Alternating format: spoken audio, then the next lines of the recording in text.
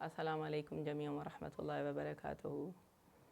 جیسے کہ ہمارا اعتقاد ہے، ایمان ہے، جس گھر میں بھی فرش عزائے حسین ابن علی بچھ جاتا ہے وہ گھر فرشتوں کے رفت و آمد کی جگہ بن جاتا ہے۔ بی بی پاک خود پرسہ لینے کے لیے تشریف لے آتی ہیں، اس لیے آمد بی بی سیدہ طاہرہ راضیہ ذکیہ مرضیہ ام ابیہا سیدۃ النساء العالمین بلند صلوات اللہم صلی علی محمد وعلی۔ اپنے وقت کے امام کو ہدیتاً پیش کرنے کے لیے مل کر مودت بری صلوات اللہم صلی علی محمد۔ سورہ فاتحہ نظر سید الشہداء سائر شہداء کربلا اسیران شام و کوفہ بنی فاطمہ زہرا۔ بسم اللہ۔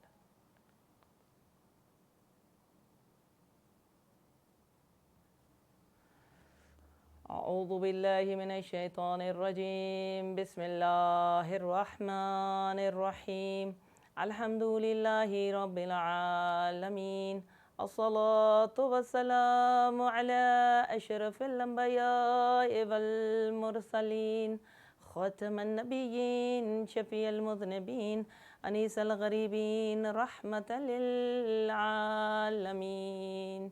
راحت العاشقین مراد المشتاقین، شمس العارفین سراج السالکین، مصباح المقربین، محب الفقراء والغرباء والمساکین، سید الثقلین نبی الحرمین امام القبلتین وسیلاتنا فی الدارین، صاحب کعبہ قوسین، محبوب رب المشرقین ورب المغربین، جد الحسن والحسین، مولانا و مولا ثقلین بالقاسم محمد وآلہ الطیبین الطاہرین المعصومین، الصلاة والسلام علی امام زماننا ابا صالح المہدی، ادرکنی ادرکنی ادرکنا روحی و جسمی ابی و امی و اولادی لک الفدا،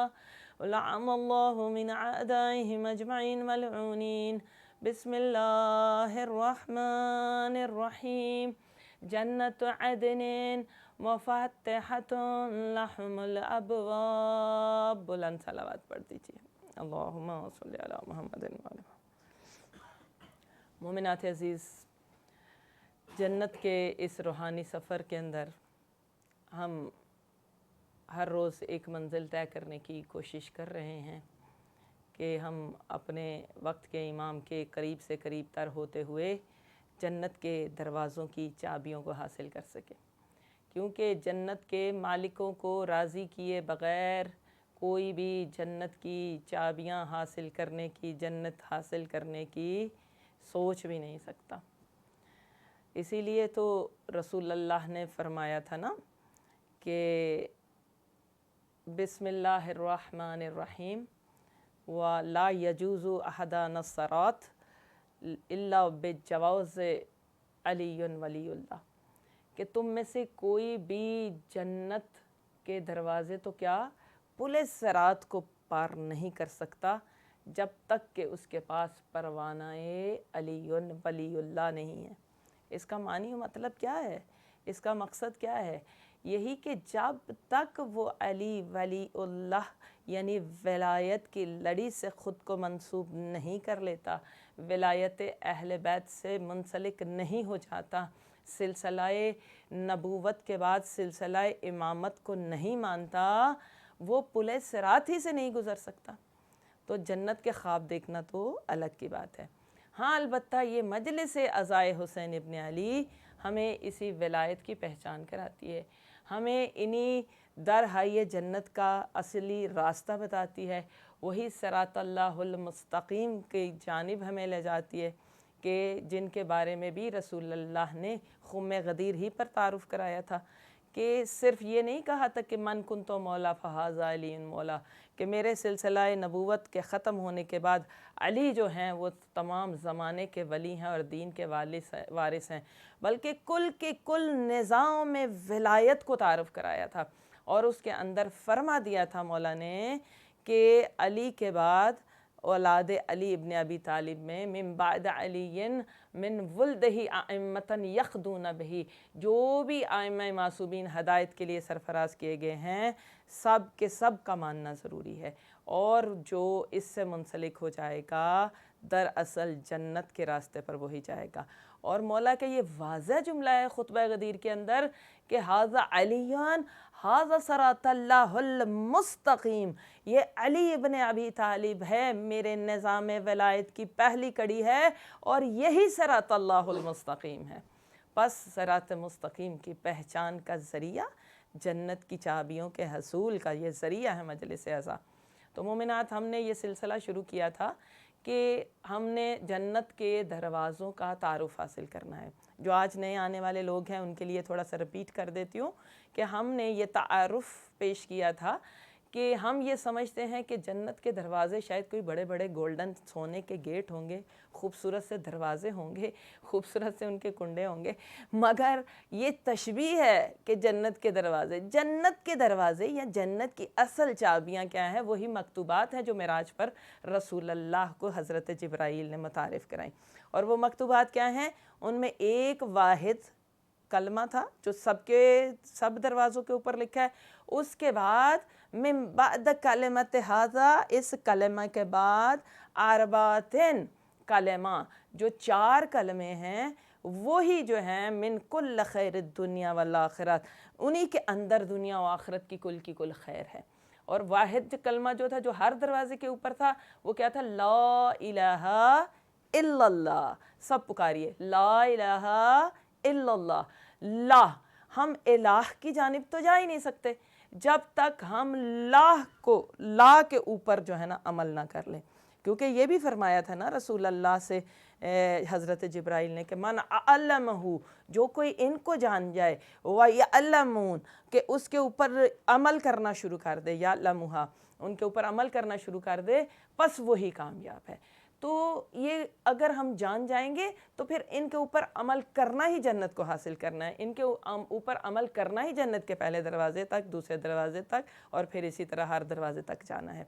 तो मोमिनात, ला का हमने कहा था कि ला मतलब ये है कि ला नहीं, बहुत सारे काम नहीं करने से इबादत होती है। तो हमने उन कामों की, जैसे देखें रोज़ा ना खाने से होता है, जो है गीबत ना बोलने से होती है, ना कहने से होती है, से बचता है इंसान इससे। तो यानी ला की लिस्ट बनाने को कहा था मैंने कि हम अपनी लिस्ट बनाएंगे कि जो हमने नेक काम करने हैं वो तो हमारे जहन में होते हैं। इसके अलावा ला क्या है कि जब तक हम इस लाप को जो है ना हासिल कर जाएंगे, ला ये है कि मैंने ला झूठ नहीं बोलना, ला गीबत नहीं करनी, ला किसी का दिल नहीं दुखाना, ला मैंने हर गुनाह से परहेज़ करनी है, नहीं करना, यानी नहीं करने को। और इसके अंदर सबसे बड़ा जो ला है वो ये है मैं, अपनी मैं को ख़त्म करना। मौला से किसी ने तकवा के मानी पूछे ना, तो मौला ने फरमाया ला की उस मंजिल को तकवा कहा जाता है जब तुम अपनी मैं को मार देते हो। मैं का लफ्ज़ जब अपनी ज़ात के अंदर से ख़त्म हो जाता है, फिर हम तकवा की मंजिल पर पहुंच जाते हैं।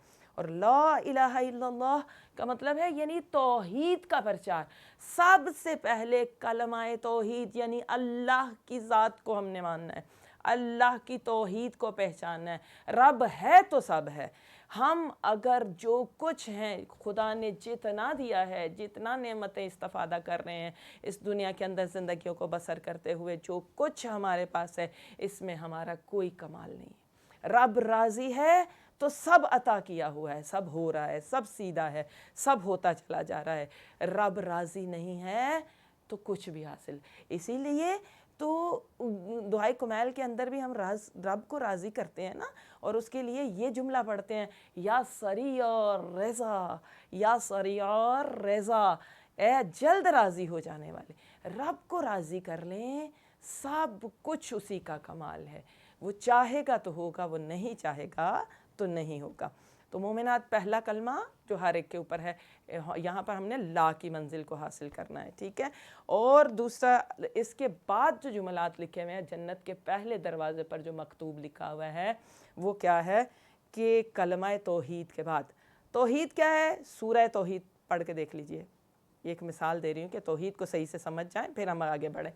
کہ توحید کی سب سے بڑی مثال ہمیں اہل بیت ہی کے گھر سے ملتی ہے کہ امام حسین کا پسندیدہ ترین سورہ سورہ توحید یعنی سورہ اخلاص.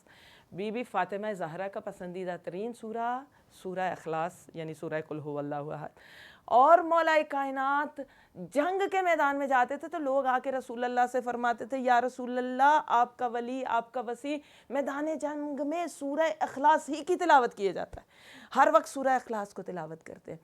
فرمایا سورہ اخلاص کی اتنی اہمیت ہے کہ اگر تم چاہتے ہو تمہارے جنازوں میں ملائکہ شرکت کرے. جناب عمار یاسر کے جنازے میں رسول اللہ دیکھ دیکھ کر پھونک پھونک کر قدم رکھ رہے تھے اور پوچھا آپ کیوں دھیان سے قدم رکھ رہے ہیں؟ تو اس وقت فرمایا اس لیے کہ عمار کے جنازے میں ملائکہ کی بہت زیادہ تعداد شامل ہے. پوچھا عمار کا کون سا ایسا عمل تھا کہ ملائکہ نے شرکت کی ان کے جنازے میں؟ فرمایا سورہ توحید کی بہت زیادہ تلاوت کرتا تھا. اسی طرح سے اسی لیے امام حسین کا پسندیدہ ترین سورہ ہے، بی بی فاطمہ زہرا کا پسندیدہ ترین، مولا کائنات علی ابن ابی طالب کا پسندیدہ ترین سورہ ہے اور ورد زبان رکھا کرتے تھے. تو اس کا صرف پڑھنا ہی کافی نہیں بلکہ اپنی ذات میں اس طرح سے توحید کو ڈھالا ہوا تھا مولا کل نے کہ مدینے کی گلیوں میں علی ابن ابی طالب نکلتے تھے تو لوگ نغمائے توحید اسے کہتے ہیں، تاریخ میں لکھا ہوا ہے نغمہ توحید کو پکارنا شروع کر دیتے تھے. وہ نغمہ توحید کیا ہے؟ من اشجع الفتح لا الہ الا اللہ. یعنی میں کلمہ بولوں گی آپ لا الہ الا اللہ فرمائیے. کہ لوگ یہ پکارتے تھے کہ من اشجع الفتح، کون ہے سب سے بہادر جوان؟ فتح یعنی جوان.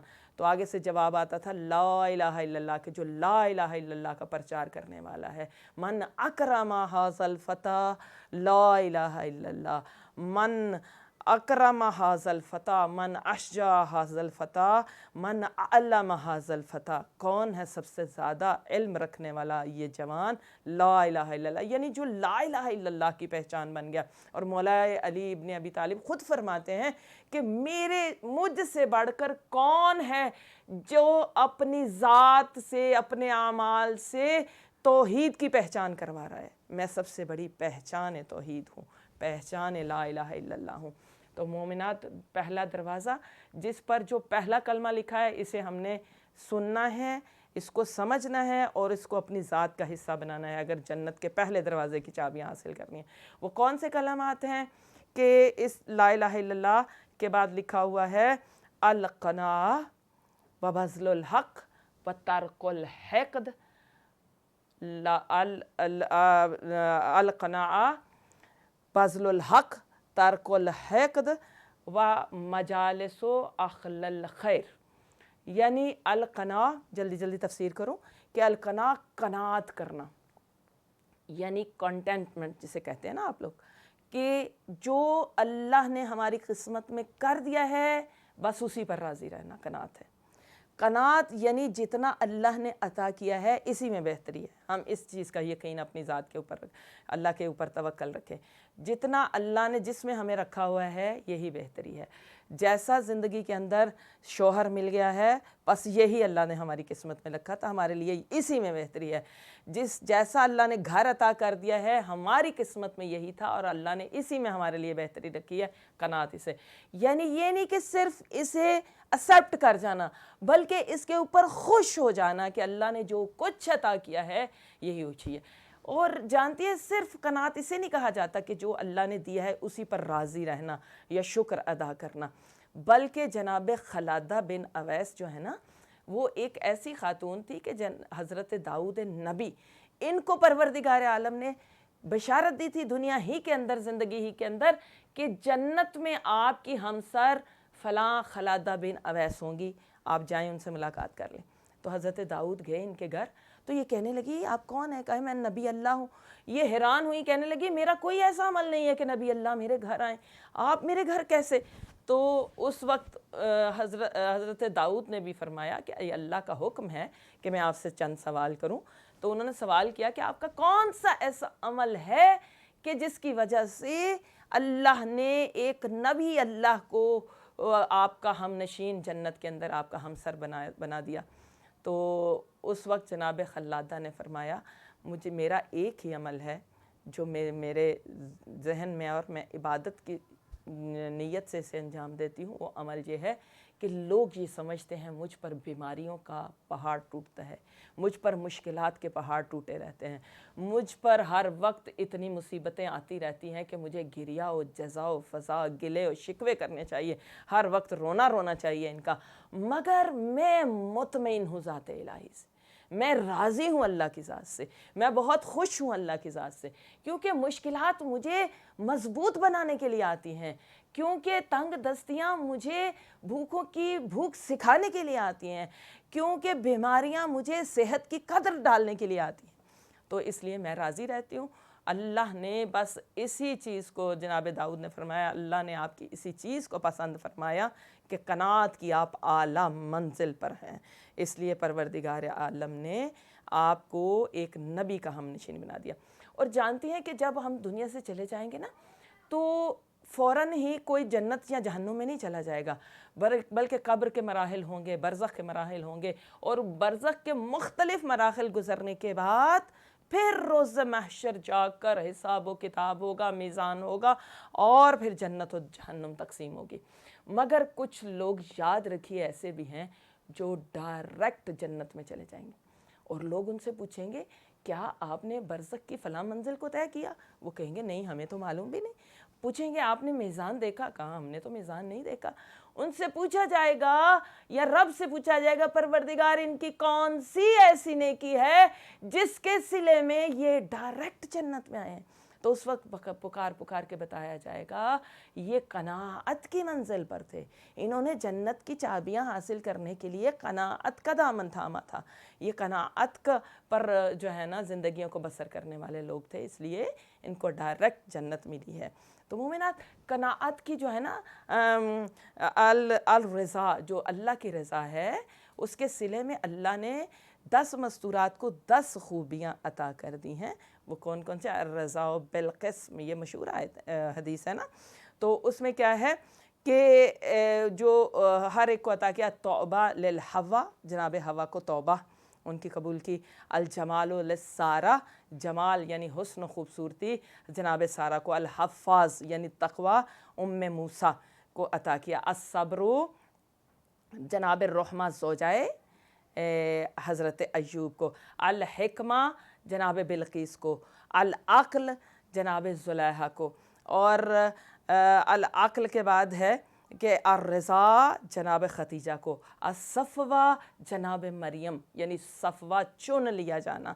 یہاں پر کائنات کے اندر لڑکیاں ہیں نا یا لڑکے ہیں، حسن و خوبصورتی پر مان کرتے ہیں، اپنے سٹینڈرڈ سٹیٹس پر مان کرتے ہیں، تب انہیں جناب مریم دکھائی جائیں گی کہ کیا ان سے بھی زیادہ خوبصورت کوئی ہے؟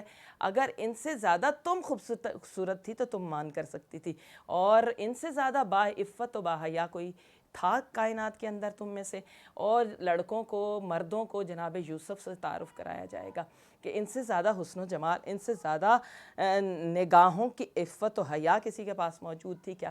یعنی یہ ایک مثال بنا کر پیش کیا۔ الصفا، صفوہ یعنی چن لیا جانا جناب مریم، اور الحلم جناب فاطمہ زہرا سلام اللہ علیہ کو عطا کیا گیا۔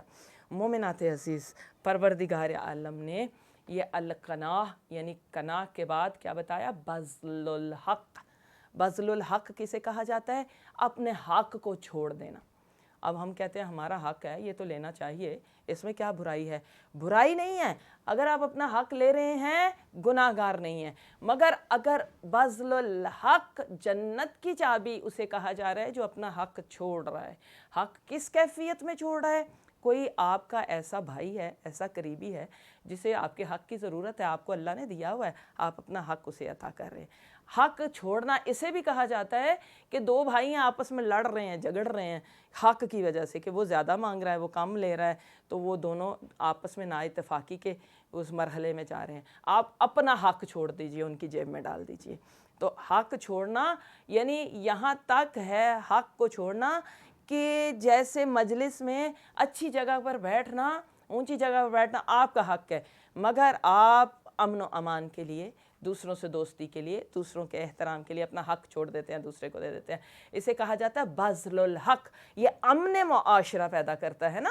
तो अमन मुआशरा पैदा करने के लिए इस्लाम कहता है इतना बड़ा अमल है कि जन्नत की दूसरी जो पहले दरवाजे की दूसरी चाबी उसे अता कर दी जाती है, जो बज़्लुल हक, अपना हक छोड़ देता है। और तर्कुल हिक़्द, तर्कुल हिक़्द उसे कहा जाता है कि जो दुश्मनियाँ हैं, जो बड़ों की दुश्मनियाँ थी, चले गए, उनके हसद थे, उनके कीने थे, उन्हें ना पालिए अपने दिमागों के अंदर, अपने दिलों के अंदर। इन दिलों को फ़र्श अज़ाए हुसैन पर आना है तो अपना बज़्लुल हक की मंजिल पर पहुंचकर तर्कुल हिक़्द यानी पुरानी दुश्मनियों को तर्क कर देना है, दिलों को पाक करना है, कीना को ना पालिए। ये कीना मोमिन की निशानी नहीं है कि एक बात हुई और साल हा साल या पूरी पूरी ज़िंदगी उसे दिलों के अंदर जगह दी जाती है। मैं ये कोई मामूली बातें नहीं कर रही, ये ख़ुद से बात नहीं कर रही, या मैं मनगढ़ तबलीग नहीं कर रही, दर्स व तदरीस नहीं कर रही, बल्कि अल्लाह ने इस चीज़ को कितना अहम गर्दाना है कि जन्नत के पहले ही दरवाजे पर लिख दिया, ये पहली ही चाबी करार दे दिया है कि क्या क्या है, अल कनाआ बज़्लुल हक तर्कुल हिक़्द। कनाअत का दामन थाम लीजिए, अपने हक को अगर छोड़ सकते हैं अमन व अमान के लिए, सलामती के लिए, ख़ानदानों के जुड़े रहने के लिए, दोस्तों के, बहन भाइयों के, माशरे के जुड़े रहने के लिए अपने हक को छोड़ दीजिए। अगर आप छोड़ देते हैं तो बहुत बड़ी नेकी करते हैं। इसी तरह से कीना ना पालिए।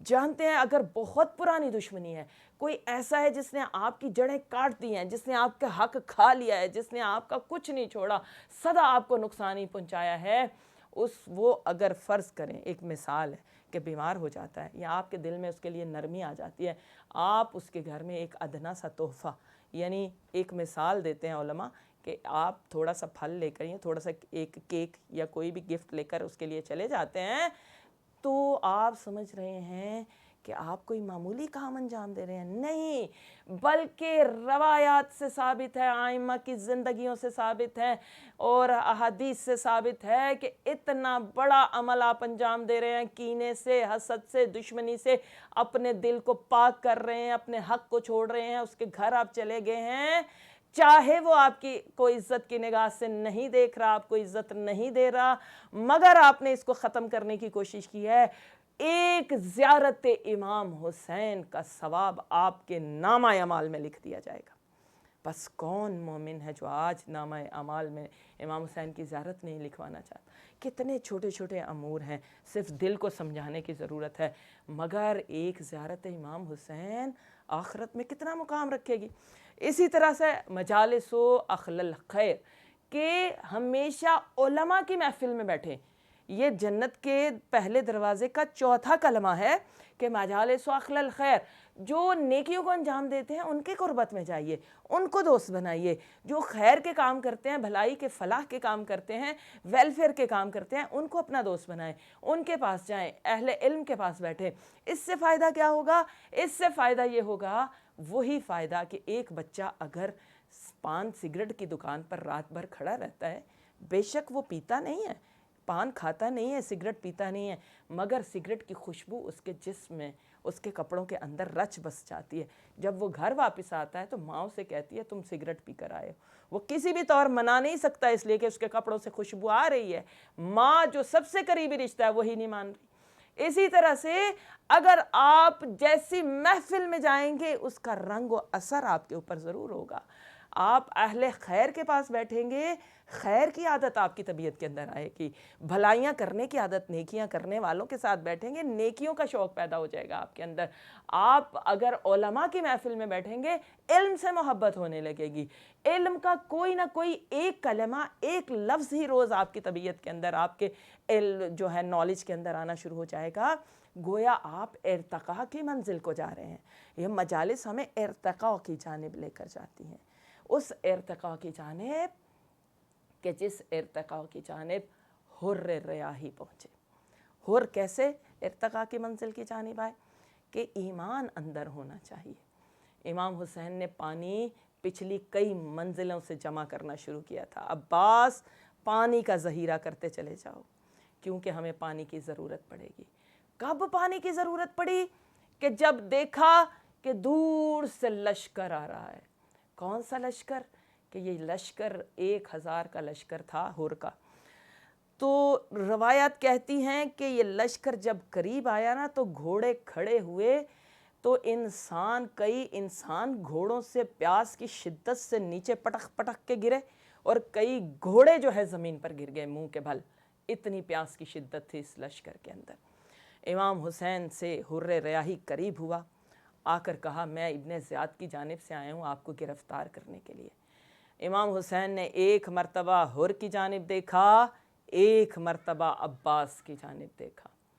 جانتی ہیں کہ امام نے حر کے کلام کو قطع کیا. حر بعد میں بات کی جائے گی، پہلے سب کو پانی پلاؤ. عباس سارا لشکر پیاسا ہے، جلدی سے پانی پلاؤ. آقا یہ تو آپ کو گرفتار کرنے آئے، اتنے گستاخ، اور ان کو ہم پانی پلائیں. کہا جلدی کرو، مشکیزوں کے منہ کھول دو. جتنا پانی جمع شدہ تھا امام حسین نے سارے لشکر کو سیراب کیا. ایک شخص کہتا ہے میں گھوڑے کی بلندی سے پیاس کی شدت سے گر چکا تھا، مجھے ایک شخص نے ایک مشکیزہ دیا، جیسے ہی میں نے اس کا تسمہ کھولا پانی پینے لگا، یہ مجھ سے اس ہڑبڑاہٹ میں وہ جو ہے پانی زمین کے اوپر بہہ گیا. اب دور سے ایک شخص دوڑتا ہوا آیا، اس نے پھر سے مشکیزہ ایک نیا لیا اور مجھے پانی سے سیراب کیا. میں ایک مرتبہ زندگی پا گیا، کھڑا ہو گیا. یہ شخص واپس چلا گیا. میں نے پوچھا وہ نورانی شخص کون ہے؟ کسی نے بتایا یہی تو حسین ابن علی ہے، یہی تو زہرا کا لاڈلا ہے، یہی تو کریم ابن کریم ہے. مومنات جانتی ہیں جب سب کو پانی پلا لیا نا، حسین جیسے کریم کی نظر حر کے ایک گھوڑے پر پڑی.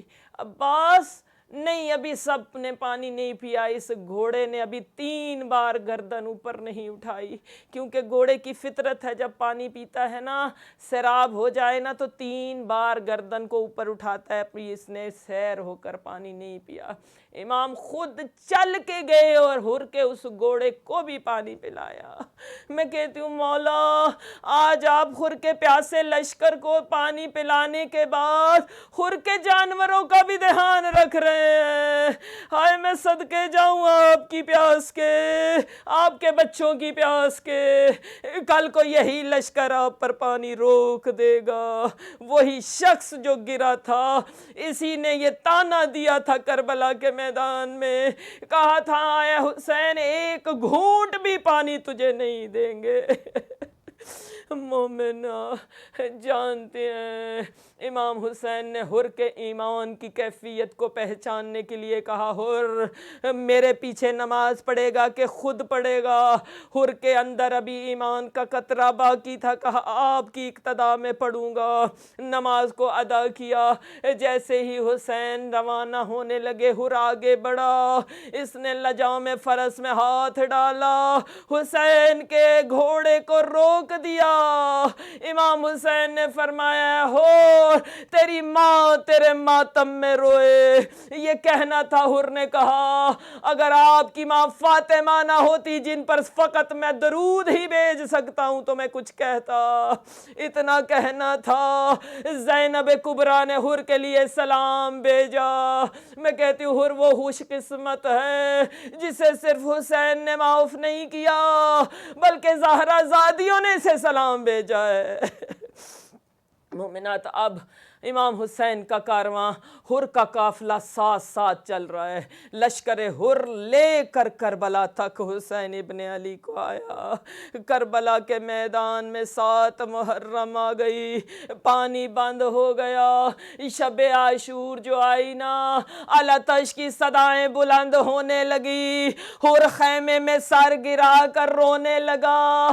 اپنے بچوں سے رو کے کہتا ہے اے بچوں دیکھو حسین کے بچوں کی الاتش کی صدائیں آ رہی ہے.